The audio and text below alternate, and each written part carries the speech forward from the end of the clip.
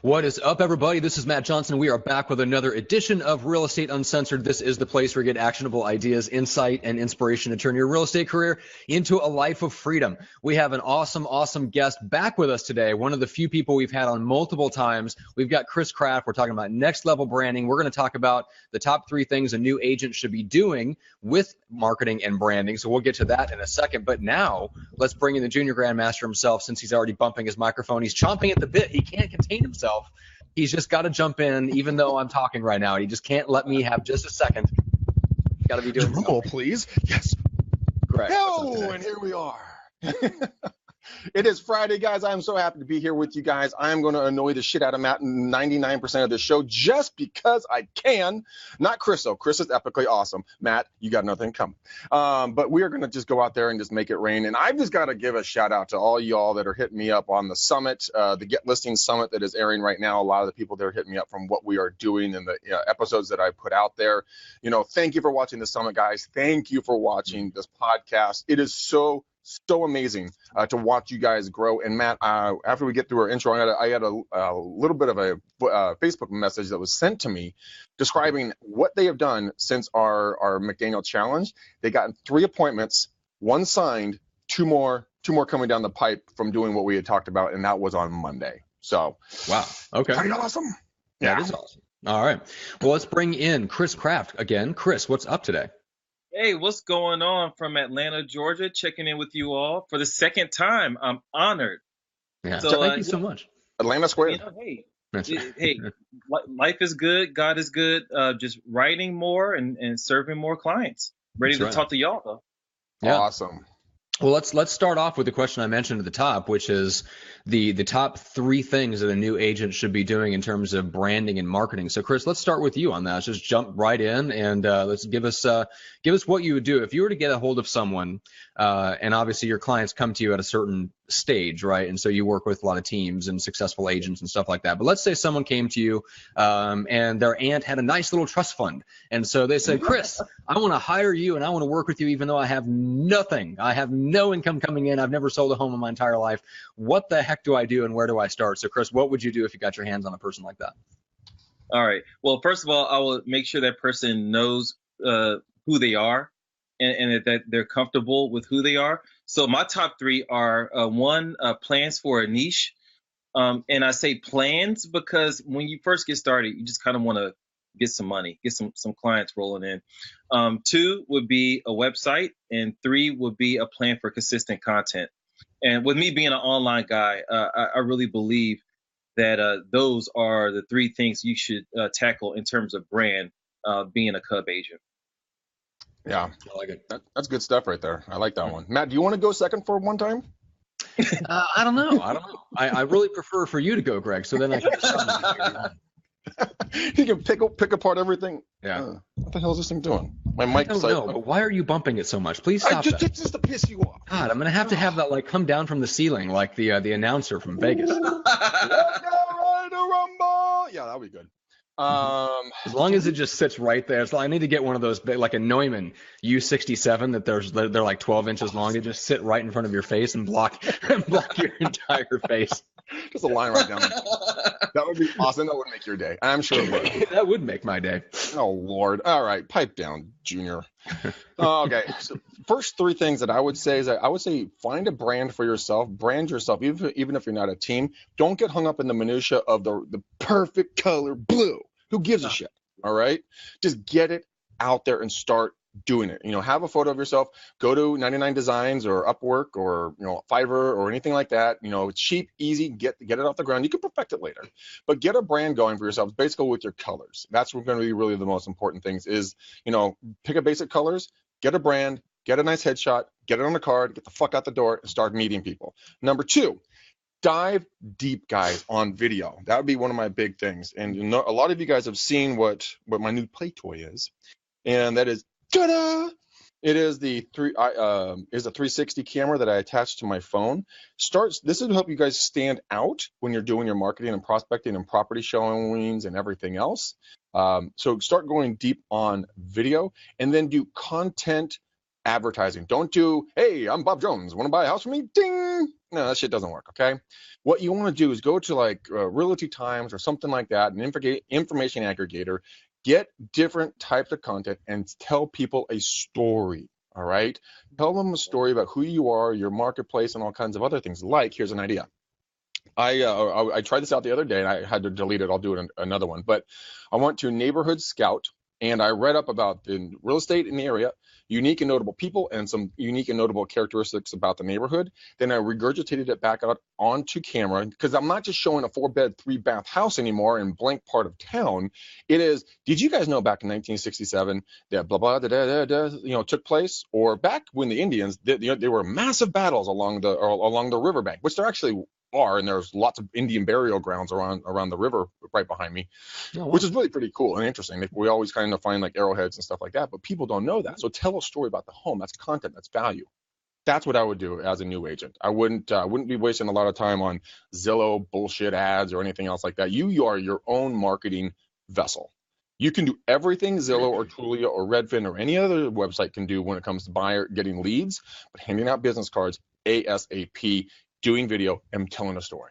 That's what I would do. So Matt, try to tear that apart, bitch. That shit was awesome. Well, I have two thoughts on that. Not that anything is wrong with any of what you just said in that sense. Although it's very tactic heavy. As what did you say? Did you say that was good? I think you said that was good. It was all right. Oh. As with everything, you really focus on the shiny object of the moment, which sometimes is Facebook Live and 360 video, whatever. Who cares? So anyway, first of all, let me thank the crap load of people who are currently watching us live on Facebook. I believe the technical term is a metric fuck ton. So we have Sal and Haley, Stephanie, Chris, Marie, Victor, Doug, Issa, Shaniqua, Donna, Michelle. Good Lord, there's a lot of people. So thank you, first of all. We got Stevie, Arne, Marie, Vicky, yeah, Chris. I know Arne. Yes, I that particular little bit did give my stamp of approval for Greg. So here's what I would caution. So on the front side, Chris, you mentioned really figuring out who you are. I think it really, and Greg, you've talked about this before, like finding your superpower, plans to find a niche. This is another way to figure that out.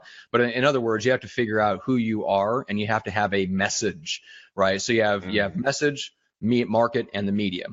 So if you don't have a message, if you don't have something to say, if you can't look somebody in the eye and explain to them why they should hire you, you will have nothing but problems in real estate. And the clients that come to you will come to you only if they don't ask that question, or if you overwhelm them with so much content over time, like Greg does, to the point where that question never comes up to begin with. Now that it takes a while to build that credibility. So when you're just starting out, it's really important. Like for me, like running the guaranteed sale program kind of gave me that confidence, because I was like, look, I mean, even if they were to ask me, how long I've been in business or how many homes I've sold or whatever, it didn't matter. I'm like, look, if we don't get the home sold, you're out nothing. And you can fire me anytime you want. So if at any point you don't feel like I'm doing a good job for me, you can just walk away. And so that's kind of what gave me the ability to look somebody in the eye and say, look, this is why you should hire me. Here's all the stuff we're going to do. Here's all the ways we take away your risk.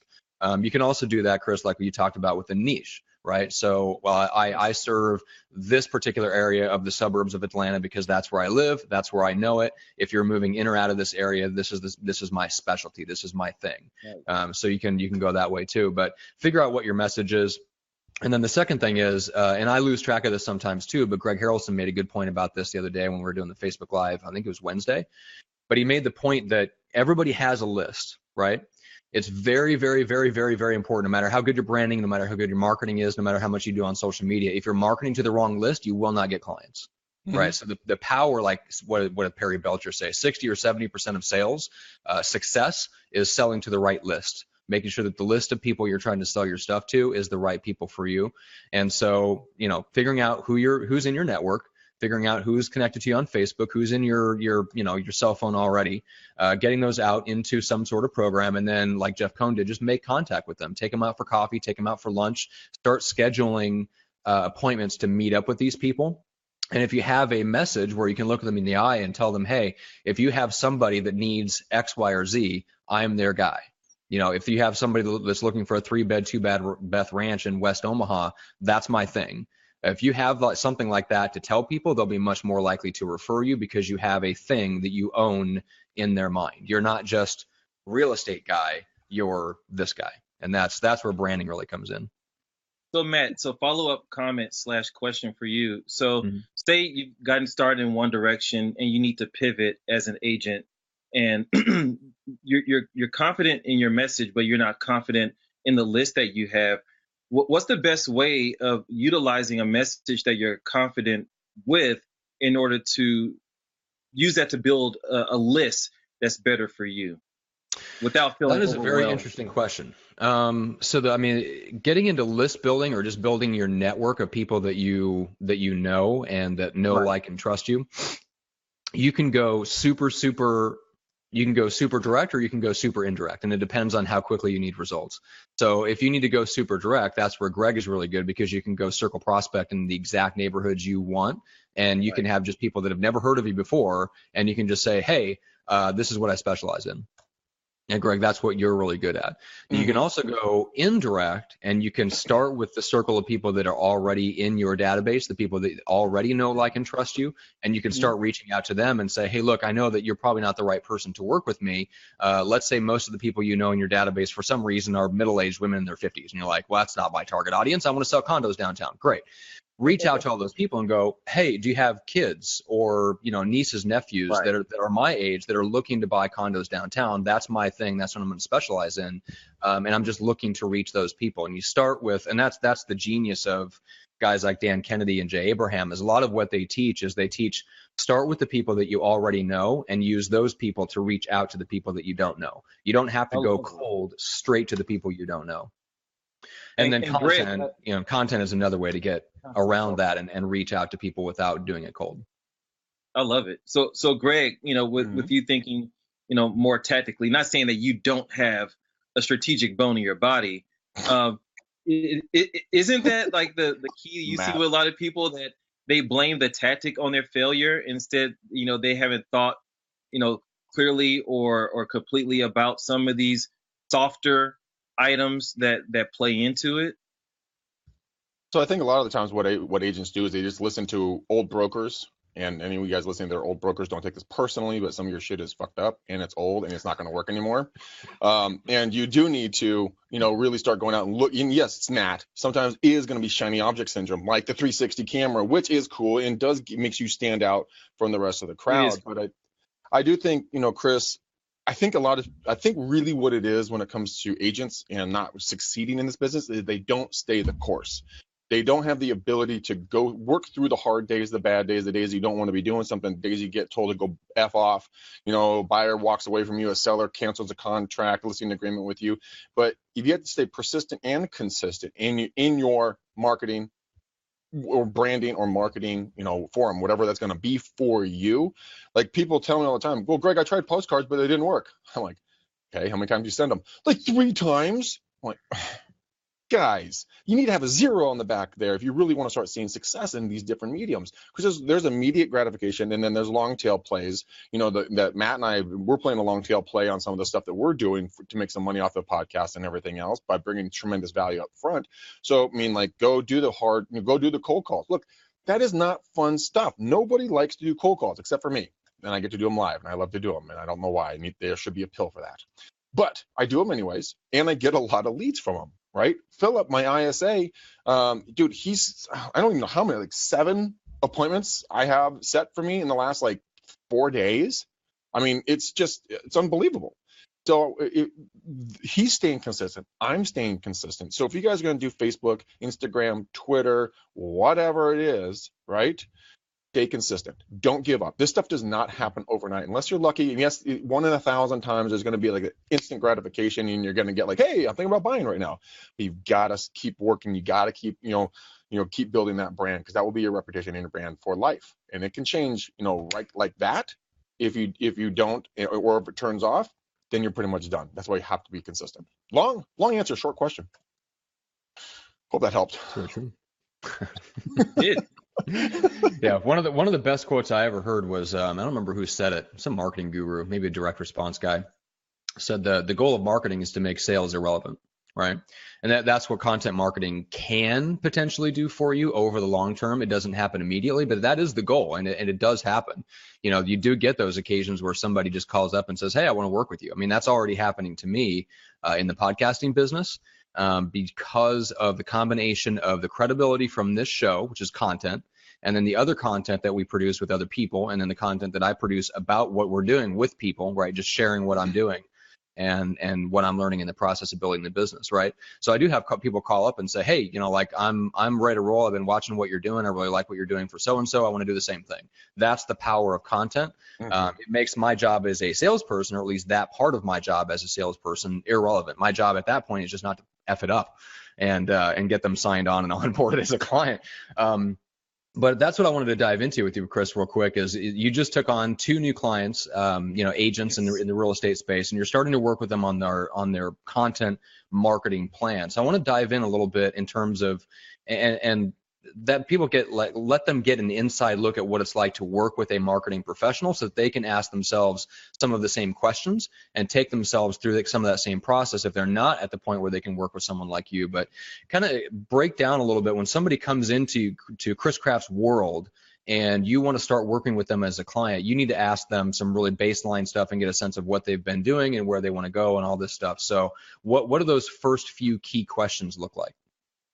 Sure. So the key questions, they take place in the form of a questionnaire that we actually send out, and it gets a general landscape of what they're doing, what they're confident in doing, and what they like to do. And it even covers some areas that we don't cover for them. So it asks about their current frequency in the content that they're putting out, who's writing it, are they writing it themselves, how they're igniting the content. That's a term I stole from my friend Mark Schaefer, in terms of getting it out there through social and the channels available to them. And not only that, the questionnaire asks them to rank how well they think they're doing that. So that sets the tone for a conversation on where I could possibly see the gaps that need to be addressed in their strategy. Now, some clients we do consulting for, and some clients we do just raw content for. But we like to get that general feel of where they are in their content marketing and in their digital marketing, just for, we can have that in the back of our mind. But when we actually start to get on the phone, it's more about voice, because it's rare that we work with a client where we're not doing the content for them. It's typically content plus consulting, or just content alone. So we get into questions like, do you mind in your articles saying the word y'all? Do you mind having a hey in there? Do you want your content to be keyword focused, or do you want it to be human focused, with the caveat that our writers know how to write for humans to enjoy, but also for it to resonate with Google search as well. So we don't just write robotically. But we also ask about things that, how do you want your content to relate to the other content that we've already put up? We highly suggest them linking in between their articles. So the first week of an engagement is all about voice, all about tone, all about style, and getting them to figure out that you have to strike that balance between human enjoyment in how you educate your readers, but also writing for search engines to be able to find you. And then after that, some of that stuff won't apply to somebody if they're bringing themselves through that process, because they don't have to worry about trying to reproduce their voice. Although if they hired a writer, a good writer would take them through those questions just to learn what their tone and style is. So that's something to watch out for. But so let's say they're writing their own content. They don't have to worry about those questions necessarily. But let's go back to frequency a little bit, because Greg, you're really good at frequency in the sense that you may be dyslexic and all this other ADHD and yada yada, but you are really good at sticking to your schedule.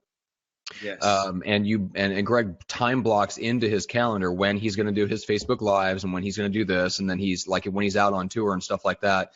You're pretty disciplined, Greg, about consistently putting out content on your chosen platform, like Facebook, especially is your primary one, which I think people see that, right?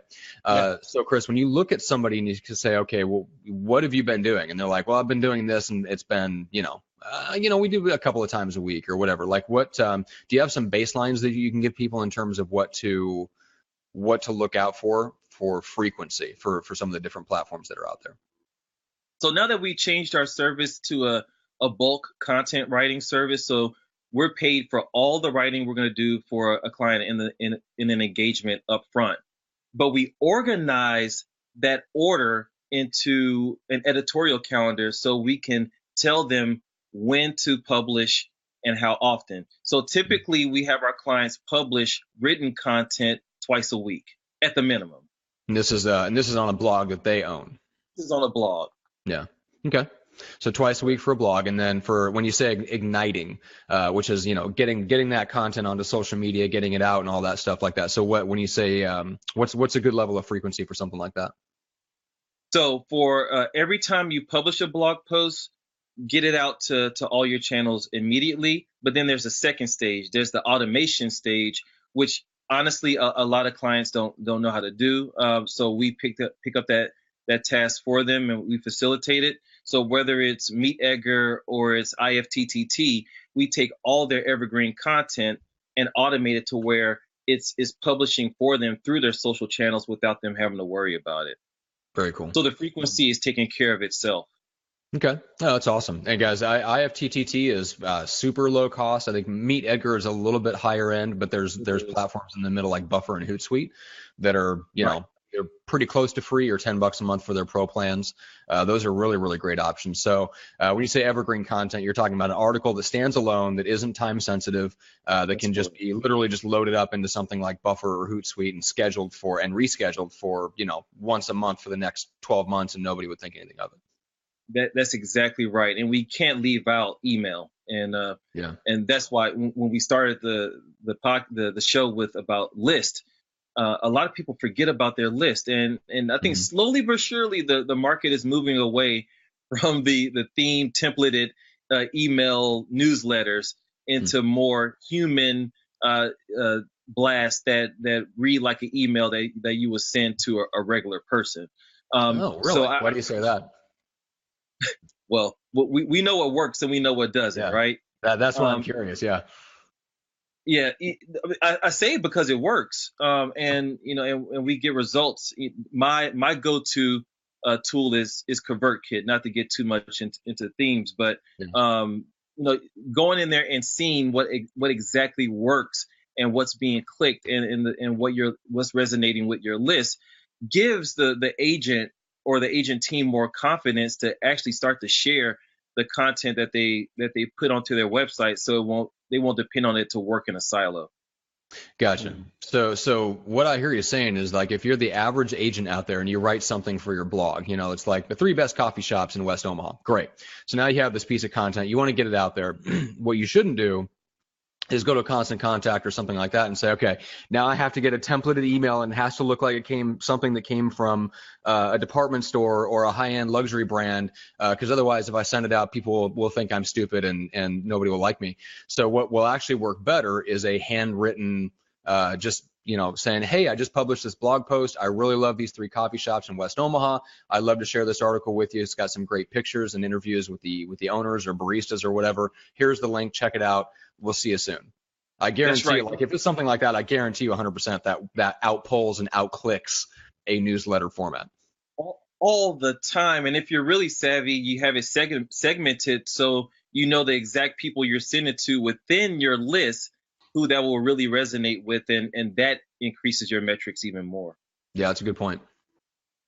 That's interesting. Greg, what say you about that? You're doing interviews and that kind of thing. I mean, those could be fairly easily repackaged. Like if you were to go out and do a Facebook, like a 360 video, since I'm going to bring this back to your shiny new object. So let me throw out a scenario here. So Greg goes out, he marches down to the local coffee shop, and just like that, just with the arms flailing. Yeah. And he gets himself an orange mocha frappuccino from the original Zoolander, and he wants to share that delicious orange mocha frappuccino with his list. So ideally, Greg would have his list, his database, in other words, segmented out so that he could go in, he could just pull a list of people that live in, let's say, Walnut Creek, where he got that delicious orange mocha frappuccino, and then he could just email a link to that post on Facebook or YouTube or his blog or whatever the case is. He could just email it out to those people. Ideally, it goes up on his blog where he owns the asset, and that way when you send traffic there, the people go to the asset that he owns rather than just watching it on Facebook. Even though that's a good thing, that's meant to pull in traffic to the thing that he owns. Yeah, you and I talked about this on our last show about this. How to get. We were talking with Playster on how to build a landing page somewhere where you can grab that content, upload it over there, so you can keep it forever and a day, because the platforms are going to change. There's going to be new ones that come along. Facebook is changing all the time, so you never know where that's going to end up. But I mean, that's one of the things is that I'm really starting to think about is how and where to put the content, and I've been really putting a lot of work into it. And I know that since I'm now going to be a part of that pilot program with Playster. And it's going to be interesting to see how now or not going, going or now going. Okay, I am going to. Okay. Yeah. But I think it's going to be really interesting, and accountability to do this, guys, because your viewers, like anyone, the homeowners, the shop owners, the people in your area that you're marketing to, guys, if you're not consistently marketing and putting out content in whatever form you want to, they're gonna expect you to be there. When you're not there, they're just gonna forget about you. They're like out of sight, out of mind. And so that's why you've got to consistently be putting out whatever you're going to be putting out, and not just doing it here and there, because you will just be forgotten, and they will go work with someone else if you're not the one bringing them the value that they want. Don't be the Joaquin Phoenix of real estate. Yeah. And what better way to stick to the consistency than to have it written down somewhere? That's why I believe having the editorial calendar to guide you, or just put inside your Google Calendar as a reminder, that block of time, as you referenced, Matt, that Greg does well. You have to do it, otherwise you're going to fall off. Yeah, I mean, I had to go drop one of my cars off today to get some work done on it, and I had to build in when I was going to be coming back based upon shooting with Viral, getting ready for the podcast, and I had an hour, which I was able to hit, thank God, and get back here in time because I had blocked it off already. Matt we always joke around, because all the time, every time he and I have a meeting together, I used to put it in my calendar. I'm like, oh, fuck it. Matt's going to send it out. And he always sends out a Google invite, so it's blocked out in the calendar so that I always know when it's going to take place. I mean, that's one of the most important things, guys. If you overbook yourself, and I've done it, that's why I don't do it anymore, say, oh, well, I can go to this listing appointment, or I can go show a house. I'm like, oh, crap, I got blah, blah, blah to do. I mean, it's follow-up, prospecting, everything needs to be blocked into that calendar, and never, ever, ever stop doing it. Even if it's like going down to Starbucks and doing maybe some marketing, just hang out at the Starbucks and talk to a few folks, block it out. God, I don't know how clear we have to get on that. So true. It's funny because I can't. Don't get mad at him. Well, I have to hop down from my high horse a little bit, because it's funny, because I have so on my calendar, I've been just ever since the new year started, and I took on new clients and stuff like that. I've just been essentially gone underground. I mean, I'm sure most of you have noticed that I don't know that I've done a single Facebook Live in the new year. I haven't done anything. I mean, it's just been that's how far underground I've gone to work with these new clients and get them launched. So I have a time that's time blocked on my calendar that used to be sacred. It was 7 to 8 a.m. in the morning. That was when I would kind of read a little bit, blogs, marketing stuff, books and stuff like that. And then I would produce, right? So I'd write my article that would go up onto my website. It would get reposted into 3 different places. And then that article would be the foundation of what I would do a Facebook Live on later in the day. That system worked really well, and I'm going to get back to that. But yeah, that's so that I've noticed that, like, even I've got a way, even though it's time blocked on my calendar, I've been forced by my schedule and getting pulled back into the operation side of things to give that up. And I've noticed I notice how it affects my lead flow. Let's put it like that. Dramatically. Right. Another thing that it really affects your lead flow, Mark Lee wants to know, Matt, where do you get your haircut? I mean, if you don't have your haircut cut properly, then it won't work out very well in your lead flow. I mean, same place sure. where I get mine.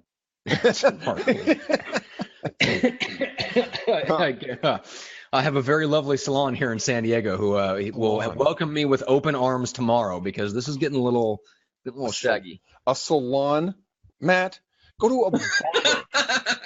Damn, dude. I have my salon.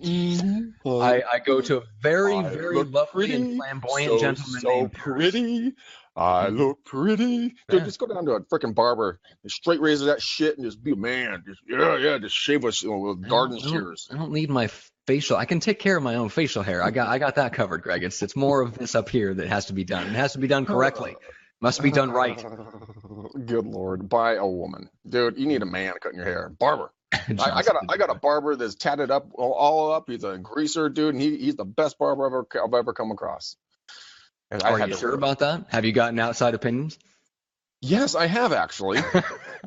Dick, I'm not just like, ooh, I look good today. Anyway, all right, Chris. So when you hit the third level of branding, what's the ultimate payoff of all this? Like, why should somebody? Because there's obviously other approaches in real estate, which is just pound the phones, right? Just pound the phones, spend most of your time talking to people that you don't know, find the ones who have a need, and then try to persuade them to work with you. And then once they do, churn and burn, right on to the next one. You just keep talking to people that don't know who you are.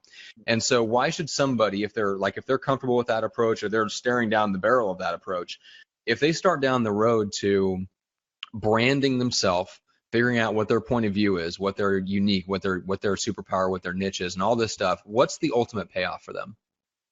So for our service is when you get to a point to where you have enough content to where you can actually repurpose the content into a thicker, what is that? A thicker piece of content that you turn into a PDF. And what do you do with that PDF? You make it available within the content. So it's kind of like a feedback. You make it available within the content for people to download. And the win for us is when a client starts to receive leads on those downloads, but not just loosey-goosey leads, but leads from people who actually resonate with what you're talking about. So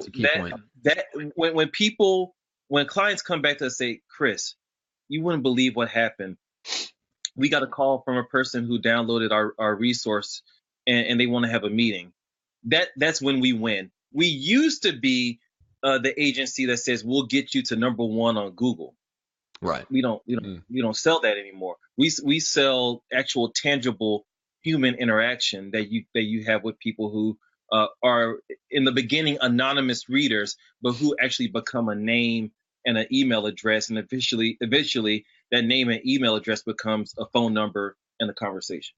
So, Chris, question for you. You guys used to sell the ability to become #1 on Google. But I mean, if you were just able to go out and just create every single day, do a little video, regurgitating some content out into the public forums, and then, pull it down, from Facebook Live, post it back up into your YouTube channel, do a little write-up on it and something like that. I mean, that's natural SEO. Over time, you will become #1 on Google if you do it properly, put your name in, put the right terminology, state real estate or homes or neighborhood or zip code or whatever it is. But I mean, I did that for, a couple of years ago. I was just doing little clip videos every single morning. I went back and I looked, and someone's like, dude, Greg, do you know how, when I find you, how you come up? I'm like, oh shit, no, I don't. They're like, you're #1 on the first 5 pages of Google from all the different videos. I'm like, holy shit, are you serious? So I mean, that's a good way to do it for free, right? What were they searching for, though? I mean, Greg McDaniel drunk, Greg McDaniel microbrew. Like, what were they? Depends on what they were searching for. If it's a good thing that you showed up in the first 5 pages of Google results. It was McDaniel Callahan real estate team, Dick. Well, yeah. Not like stumbling real estate agent. Yeah. No, but Greg, you make a good point. On the front end of our process, there is a science. So that's why part of our research as far as themes and topics also includes the keyword research. So our headlines have searchable keywords that resonate with that client and their goals already in there. We just don't sell that as the end, but we're happy for that to be the byproduct with them sticking consistently with the plan. Perfect. Quick, Matt, Helen Miller asked, besides Google Calendar, what is the other calendar she couldn't hear? Oh, Chris, I think you're talking about the editorial calendar. Yes, editorial calendar for your content. It's a concept, not a thing. It's a concept, and it's not just for written content. It could be for your video and audio content as well. Yeah. So an editorial content or editorial calendar would be just you saying, like Greg says, at 4:30, I'm going to do my live lead generation. I'm going to broadcast it on Facebook Live. And on Thursdays, I'm going to go to Broker Tour and I'm going to do a Facebook Live of the coolest house that I see. And then on Tuesdays, when I set up my new homes for a listing, I'm going to do a Facebook and Instagram Live about that new home. And then on Mondays, I'm going to write up a little something for LinkedIn. That's an editorial calendar. You can put it wherever you want. It's just the concept behind how you're going to put out content. And for our clients, we put it in a Google sheet, which is basically Excel, and we share it with the client so they can see what to expect and what's coming up. Very cool. Oh, speaking of that, guys, if you guys want to know more about these podcasts and this the whole thing that Matt's talking about, me going live and doing prospecting, go to Facebook. Follow me, guys, at 5,000 friends. Okay, so Facebook's a dick, because I always say, they won't not let me be more social. They are hampering my social life, Matt. I don't know what to do. But if you guys follow me, you'll be notified when I go live, so you guys can come and do the live prospecting calls. You know, if you're just stumbling onto us today, you can be made aware when we go live for the podcast and stuff like that. So go Greg McDaniel and just follow me, guys, and you guys will be notified when that happens. Sorry, I had to put it in there since we're talking about calendaring. Might as well drop a note. Self-promotion here very quickly. Well, well, Chris, take a sec. Since Greg decided to do that, Chris, take a second to let people know how they can connect with you. Yes, you can find my website at craftrights.com, CRAFTWRITES. Our actual business web address is nowmedia.co, NAOMEDIA.co, and which is CO. And you can also find me on Twitter at craftrights. And I have a resource available on my website for all you agents looking for the trends to attack here in 2017. Just go to craftrights.com/marketing. That's cool. Awesome. That was really awesome. Well, I do have a trend related question, Chris, and I'm curious just because so we both come from a writing background. That's probably our preferred modality, I guess you could say. Greg's obviously very at home, and I am too, on video. But Greg is that's the first thing that he would reach for is an iPhone and go live, right? Absolutely. So I mean, obviously Facebook is favoring stuff like Facebook Live and Instagram Live and all this stuff, and videos are all the rage. Do you see this continuing down this path where literally everything that's I mean, what is the stat? By 2020, 80% of all the content will be video. Yeah. I mean, what's the place, Chris, in the world of Greg's for written content? I'm just picturing like a Where's Waldo, just nothing but Greg, like just nothing but Greg's walking around just shooting 360 videos on the cell phone. Well, books are still around, right? And yes, they are. I put it on me to commit to. Well, for now, my goal is one book a year. I know there are more prolific people than that, but the written word is not going anywhere. And even the people who are doing video, they take their videos and they transcribe them, so they see the value of the written word as well. So I believe side by side, the video world and the text or written word can coexist and have two different types of value that they provide, obviously. Medium, I'm not sure how Medium is doing, but I know for me personally, whenever I syndicate my writing, my articles to LinkedIn, it's gangbusters. My lead generation through LinkedIn sometimes outpaces the lead generation that I get through my own site. It just depends on the article. And LinkedIn, a lot of people have certain things to say, but when they came out with Pulse and for their members to publish posts directly to it, that's one of the best decisions they made, and it's been awesome for my business. Well, all right. So explain that, because I'm a little bit lost there. I publish posts and updates and stuff like that. But what does it take to get in with Pulse, and is it just a different process for posting an article? Yeah. So when you log in and you see the snapshot of your profile on LinkedIn, one of the options is to publish a post, and is similar to Medium, and also similar to Facebook Notes, which it looks very similar. A lot of people don't really know about. It's a hidden gem. But it gives you a way to put in a headline, put in an image, format your body text with headers and subheads, and it's really neat. And it automatically sends your post out to not only the people who you're connected with on LinkedIn, but people can follow you on LinkedIn and not be a connection. So they can receive your articles. Receive your articles as a notification. It's amazing. Yeah, I like it. What's up? And you can share these same articles within groups too, which is an awesome tactic. Yeah. Chris, Yeah. go Yeah. deeper on that really quickly. I mean, as the free LinkedIn, I mean, there's an astounding number of groups they can be a part of. Something like 50 groups, right? Yes, it caps you right now. 50 groups. That if you post an article, it Amazing. goes out to 50 groups, right? And plus to the wall and everything else, right? Right.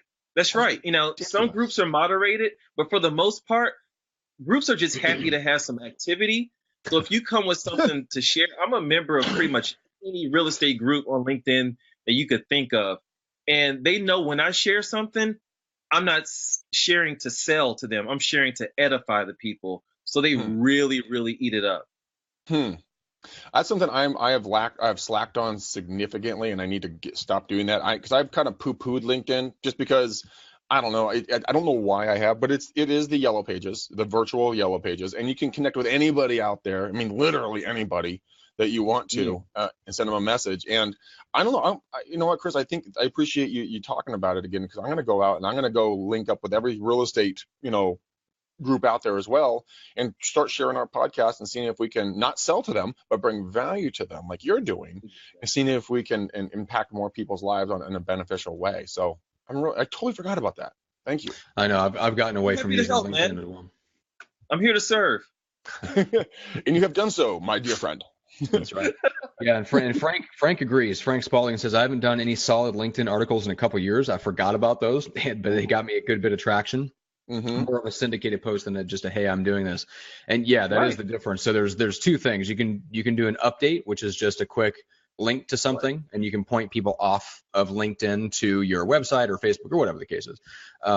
Or you can do a post, and you can publish a post, and that lives there. And your three most recent posts come up under your profile. So when somebody goes to check you out on LinkedIn, that's one of the ways that you can tell whether somebody's really active or whether they're just kind of, letting it go and they don't check LinkedIn very much, is to see how recent those three posts are at the top, right underneath their profile picture. So I know I go to look at that. And so if you do post consistently on there, it shows people that you're active and stuff like that. So even if you don't have a huge community yet, just getting started and reposting your articles there is a really good idea. And you can very, very quickly, like when I write an article that goes up on my website, it takes me longer to get it on my website than it does on LinkedIn and Medium combined, right? Really? Because Exactly. it's like once you get into WordPress and you get the formatting, then you just copy paste and you can just go dump it into LinkedIn. You make a couple of adjustments, you go dump it into Medium, make a couple of adjustments, and you're done. And it's on three different platforms and it's there, and anybody can check you out on those three different platforms, and you have all this content scrolling by that just builds up your credibility. It's great. So Matt, when it comes to I'm looking at my LinkedIn profile right now, and you're like, well, look at when the last time people posted. You would hate me because last time I posted was March 28th, 2016. Yeah, I'm surprised it wasn't 2015, honestly. Oh, shut That's yeah, but yeah, LinkedIn definitely is a hidden gem. We had Brian Trachel from San Diego here. I mean, it was like 6 months ago or so, but he had some ridiculously good stuff to share on like how to go out and target the people that you would resonate with because they share common interests, and start developing relationships with them. But your profile has to look good so that when you reach out and they check you out, you actually look like you have something significant to say and you have expertise and you have a specialty and stuff like that. So yeah, so I love that idea. That's a good reminder for all of us that LinkedIn is still very, very powerful and a good place for written content. So, Yeah. all right. So let's finish off with this, Chris. So we talked about where they can go to connect with you. What are you working on right now in terms of like the books that you have, or maybe the next book that you're looking at? What's some of the big ideas that are rolling around up in the noggin there? What are you thinking about? So the book that I put out in last June focused strictly on branding to get all the soft stuff together. The next book is going to be more tactical about actual content and content creation. So Okay. that's the next book that I'm outlining right now, with the goal for the fall goal, Yeah. you know, Cool. and it'll be a natural follow up. So these books will be a progression. So it'll be a natural, nice follow up to the foundation, and I'm excited. More good guests that I'm going to be interviewing, as to add to it, just like I did with the foundation, which you can find at thefoundationbook.com. And so yeah, that's my next big project. And the blog post that I'm working on now will naturally flow into the content that's put into the book. So Yeah. Okay. So you're using, yeah, I was going to say, so you're using blog posts to kind of generate the raw content of what will later become the book. Say, the similar process is what you take your clients through. Yes, sir. Yeah. Very cool. All right. So yeah, I mean, and Greg, you kind of done something similar. Like we could take and I'm not absolutely not saying we should do this because I'm overloaded on time, but I'm just going to throw out an idea. So Greg, you have all this back content. At one point, I don't know if the videos actually ever came out on your viral blog. They may have been lost somewhere in the ether when on Caitlin's computer when it crashed. But so you and I recorded like, I don't know, God knows how many, 60 videos or something like that, covering every aspect of the buyer process from start to finish. They're each about 2 to 3 minutes long. Yeah. We're doing 30 videos on a Friday. I mean, that would take us 2 fucking Fridays and we'd have that thing done. We really lost them all? I did not know we lost them in our computer crash. Yeah. You just peed in my Cheerios. Okay? You peed in my Cheerios. That does not sound yummy. Sorry, Greg. I didn't know that you didn't know that, but it's been a while since we covered that. Yeah. Yeah. I found that out. This was after Caitlin went viral and the whole 9 yards. They, her computer crashed. They're swimming. So anyway. But let's say, just for the sake of having a fun mental exercise, that those videos were in existence and edited. So in other words, we had these videos that were like 2 to 3 minute chunks where Greg covered like every aspect. So starting with, looking for a home, making an offer, contract to close, every aspect of contract to close, and all this stuff. So anyway, we had all these videos. You could easily take all of them, upload them to rev.com. For $1 a minute, get them all transcribed, and then you could turn them over to somebody potentially on Upwork, and they could literally turn that into a booklet. And we've had a couple of guys on the show that both have books that are effectively it's their business card for real estate. Number one is Eric Brown. He's a luxury agent in Beverly Hills who moved out there with nothing from Minneapolis, started his team in Minnesota, moved out to Beverly Hills, knew nobody, started a team from scratch, and is doing very well out there. He has a book. And then Mike LaFido, same thing in Chicago. He has a book about how to market and sell luxury properties, which is his business card for taking luxury listings. I mean, it's the ultimate credibility piece. And so, Greg, you could have had something like that for you in terms of like how to buy a home in the East Bay, and it could have all come from that content. So sorry. That would have been nice. That would have been nice to have had that content, Matt, and known that I had lost all my content. Yeah, sorry about that. But it would have been a good idea. You know what's going to happen? To make it up to me, we're going to sit on Fridays on our standard call. We're going to record that shit again. Nope. Yes, we are. Yes, That's what the podcast is for. Sorry. You owe it to me. You owe it to me. You owe it to me. Take your friendship card out and tear it up. That's it. That's right. All right, guys. So let's go ahead and we'll start to wrap this up. So, Chris, tell us a little bit more about, you said the foundationbook.com. So what do people find there? So the foundationbook.com is basically where you could purchase the book, read more about it, and it's a page that lives on craftrights.com. So if you go to my website, you'll see the offer to get the book along with the other content that I put out for free, just to help you be a better you. So not everything's about real estate, as you all know. I'm a pretty transparent and open Christian, so there are some spiritual topics there, but for anything that's uplifting and that's edifying for agents, you'll be able to find it on craftrights.com. And all that is culminated within the book as well on the branding angle inside the foundation. Very cool. And Chris, were you always very transparent in terms of like openly mixing your spiritual views with business postings and things like that?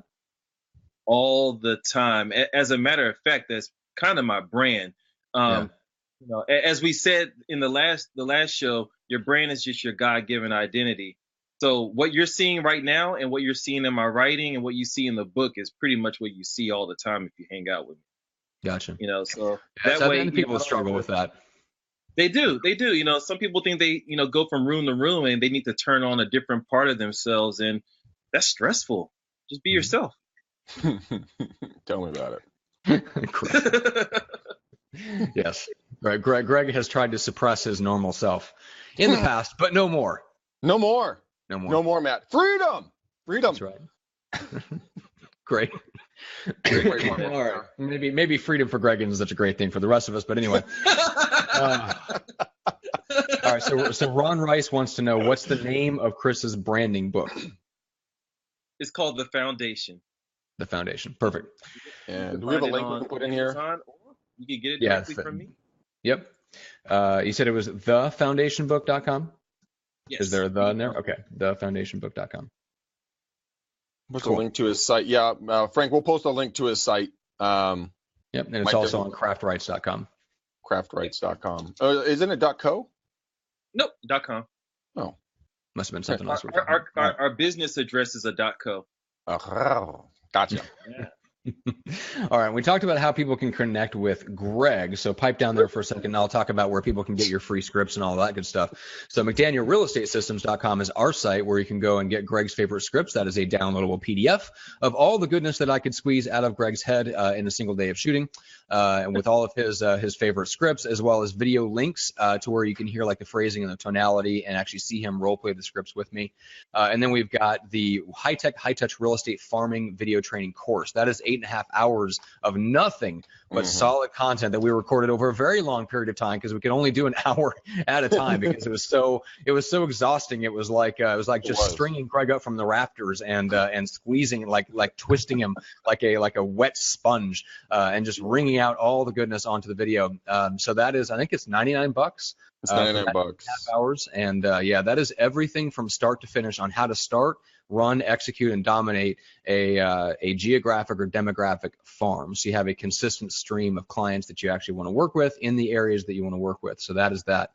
And then you can connect with me. I am pursuing results across all platforms. I'm mainly on Facebook and Instagram. That's where to get a hold of me and learn about what all I am doing. I've got a couple new podcasts coming out. One is the Luxury Listing Specialist. So if you guys are looking to break into the high-end market, I've got a podcast coming out with Mike LaFido, who's been a guest on the show before. He's going to co-host that, or host that show, I should say. And we're going to talk all about nothing but luxury properties, how to market them, how to take them as listings, how to get them sold, how to market to the affluent, and that's going to be an amazing show. So I've got that coming up as well. Good. All the stuff that you put out with your other clients are always good content. Stevie Hahn, if you're listening, check that out. 10,515 steps. Yeah. Where are you at today, girl? First day of hitting it, so I'm pretty excited. You guys follow me on Facebook, follow me on Instagram, which is mcdaniel.callahan is my Instagram handle. You can find me there, and then I don't know if I ever post on Snapchat, but I'll try to do more of it. But Facebook is the most popular way. Don't give me that. Best way to get a hold of me. Say you'll try. Just don't bother with it for now. Oh, shush. There's no try. There's only do. I think we lost Greg. Oh, no. He froze up. That's awesome. I love it. All right, guys. So let's put a nice little bow on this episode. Thanks so much, everybody, for watching. Remember to go to iTunes and subscribe to the show so you get the audio version. You can also get the video version on YouTube and subscribe there so you find out when the latest episodes have been uploaded. If you want to follow the live broadcast, comment, and interact with us, make sure to follow Greg on Facebook. That way you get notified right when we go live. And thank you so much to everybody. Thank you so much for being here, Chris. We really appreciate you coming back. And everybody else, we will see you on Monday at 3 p.m.